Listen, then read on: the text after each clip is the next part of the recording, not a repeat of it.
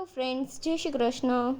તો આજે આપણે ભગવાનને જન્માષ્ટમીમાં ધરાઈને એવી પ્રસાદી બનાવતા શીખવાડીશું. દર જન્માષ્ટમી પર બા આ રીતે પ્રસાદી બનાવે જ છે. બધા જ ઇન્ગ્રીડિયન્ટ્સ આ રીતે લઈ લીધા છે.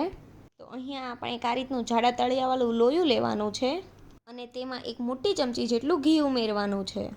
અને ઘી આપણું થોડુંક જ ગરમ થાય ને એટલે તેમાં આપણે 1/4 કપ જેટલા બદામના ટુકડા નાખીશું અને તેને આપણે સ્લો ફ્લેમ પર શેકી લેવાના છે. અને આ રીતના અડધા શેકાઈ જાય ને પછી તેમાં કાજુ ઉમેરી દેવાના. તો કાજુ પણ આપણે ટુકડા કરીને અને 1/4 કપ જેટલા જ લીધા છે. તો બંને એકદમ લાઇટ ગોલ્ડન કલરના થાય ને ત્યાં સુધી શેકાવા દેવાના છે. અને ગેસની ફ્લેમ સ્લો જ રાખવી, નહીંતર તો ફટાફટ લાલ થઈ જશે. તો કાજુ બદામનો એકદમ સરસ કલર ચેન્જ થઈ ગયો છે.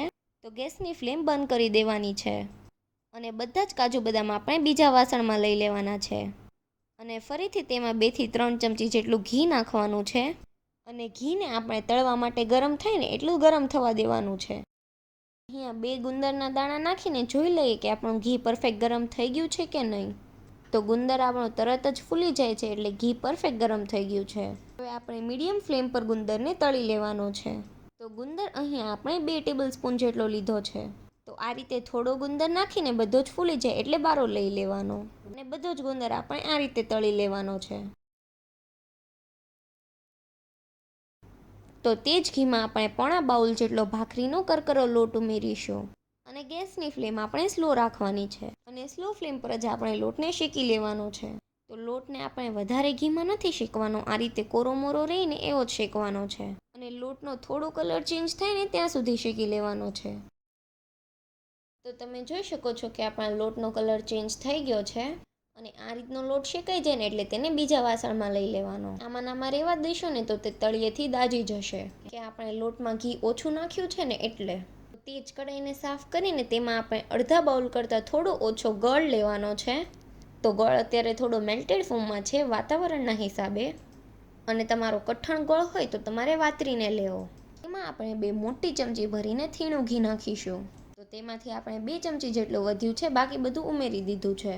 તો ટોટલ આપણે અહીંયા અડધા કપ જેટલું ઘી લેવાનું છે અને જેટલું જોઈતું હોય ને એ પ્રમાણે જ ઉમેરવું. તો ગોળને આપણે મીડિયમ ફ્લેમ પર મેલ્ટ થવા દેવાનો છે. તો તમે જોઈ શકો છો કે ગોળ આપણો એકદમ સરસ મેલ્ટ થઈ ગયો છે અને ફરતી બાજુથી ફૂલવા લાગ્યો છે. અને આ રીતે અડધો જ ગોળ આપણો ફૂલી જાય ને એટલે ગેસની ફ્લેમ બંધ કરી દેવાની, કેમ કે આપણું લોયું ગરમ હશે ને એટલે બધું જ ગોળ ફૂલી જશે. એટલે ગોળ આપણો અડધો ફૂલે ને એટલે ગેસની ફ્લેમ બંધ કરી દેવાની. અને હવે આપણે જે લોટ શેકીને રાખ્યો છે ને તેને ઉમેરી દેવાનો છે અને ગેસની ફ્લેમ બંધ કરી દીધી છે. તો લોટ મિક્સ કરતી વખતે આપણે બીજી બધી વસ્તુ ઉમેરતી જવાની છે અને મિક્સ કરતું જવાનું છે. તો અહીંયા આપણે અડધા બાઉલ જેટલું ટોપરાનું ખમણ, તો ડ્રાય કોકોનટને ઘરે જ ખમણીને યુઝ કરીએ છીએ. તો જે કાજુ બદામ આપણે રોસ્ટ કરીએ છીએ ને તે ઉમેરી દેવાના અને તળેલો ગુંદર, અને પછી બધું જ સારી રીતે મિક્સ કરી લેવાનું. અને બધું જ સારી રીતે મિક્સ થઈ જાય ને પછી તેમાં 1.5 ચમચી જેટલો સુવાદાણાનો પાવડર ઉમેરીશું અને 1.5 ચમચી જેટલો આપણે સૂંઠ પાવડર ઉમેરવાનો છે.